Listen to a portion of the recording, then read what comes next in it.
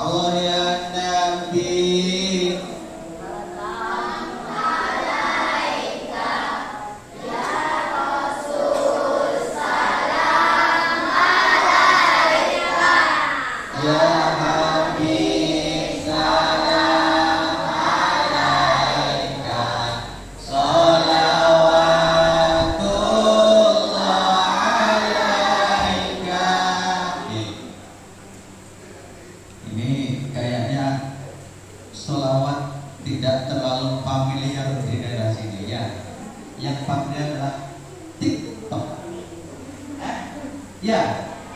Jangan-jangan lebih senang melihat nyanyian yang ada di TikTok dibanding dengan berselawat.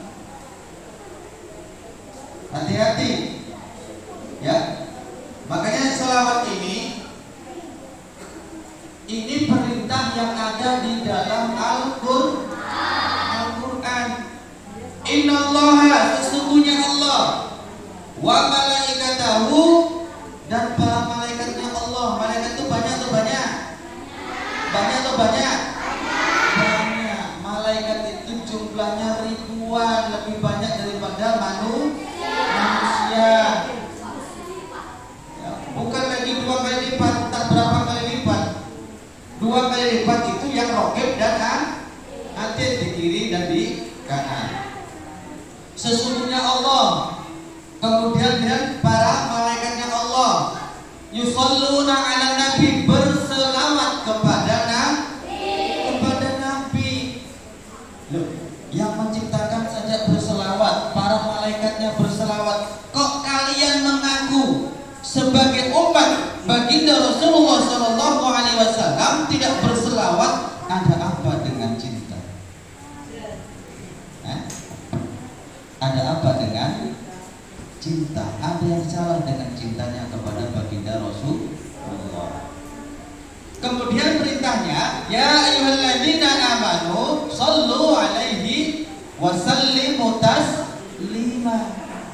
Wahai orang-orang yang beriman, orang-orang yang beriman, imannya itu ada di dalam hati, tidak bisa dilihat.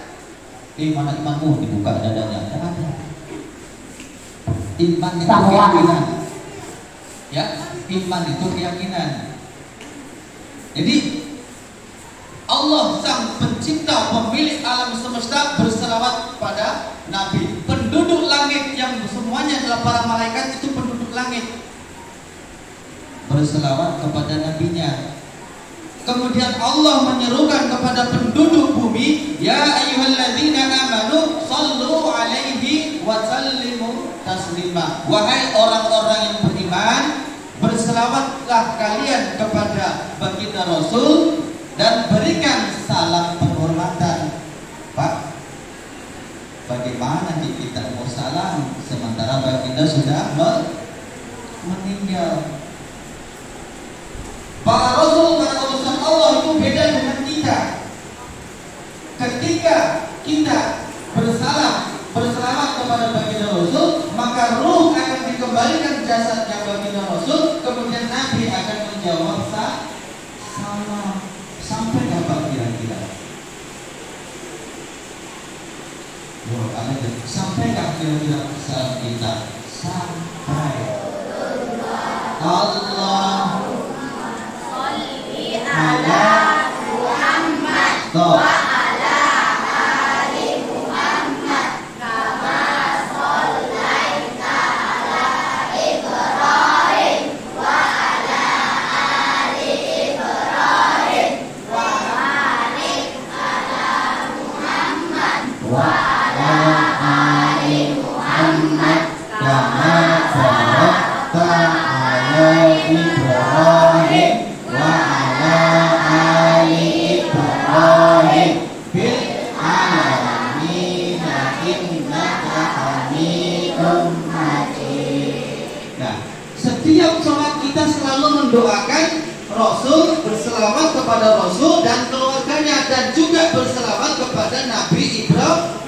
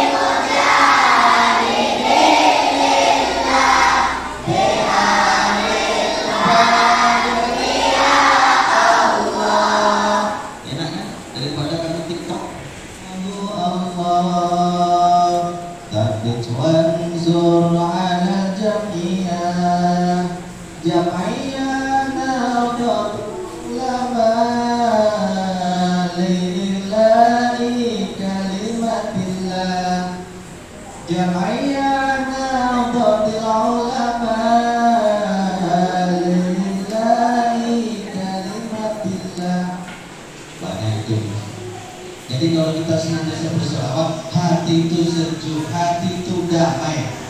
Jangan ikuti yang golongan sebelah. Allah Akbar, perang, tangan pecah. Allah Akbar, pulang, pintu ditendang. Masya Allah, ini kalimat yang kalimat Allahu Akbar, bagian dari kalimat thayyibah, kalimat yang baik kok digunakan untuk perbuatan yang tidak baik. Ada apa dengan hatinya? Ada apa dengan hatinya? Hatinya berpenyakit kali. Nah, jadi jangan kita ikuti mereka-mereka yang tidak bisa menerima, tidak bisa menghargai perbedaan.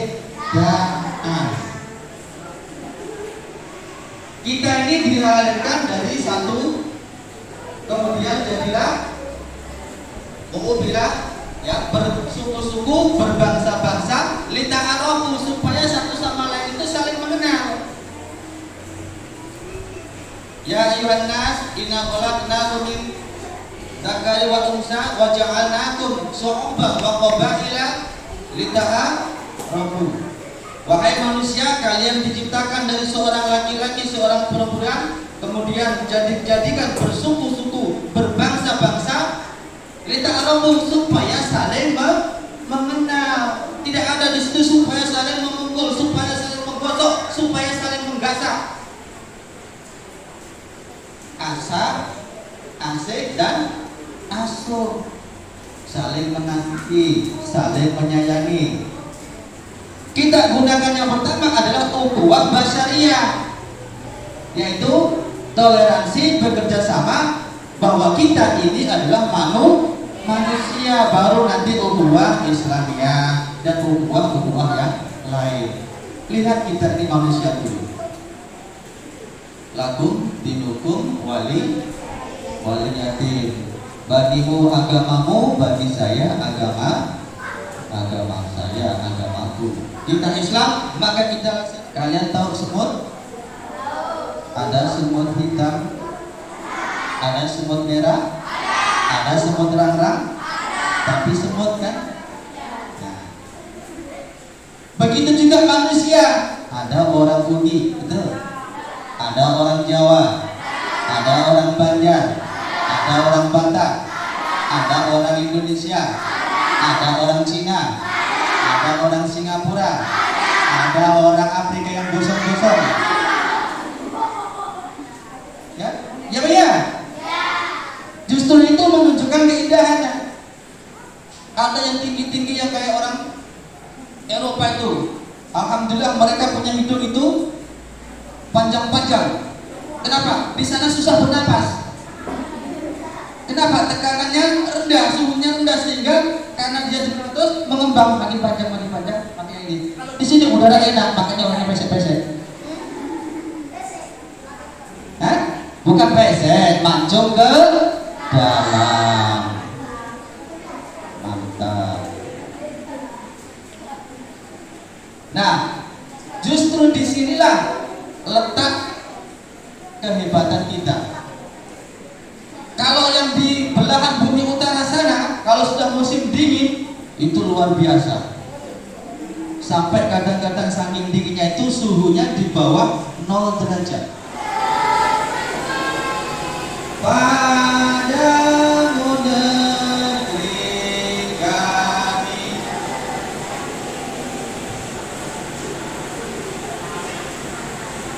Ya Allah, kebanyakan TikTok ya.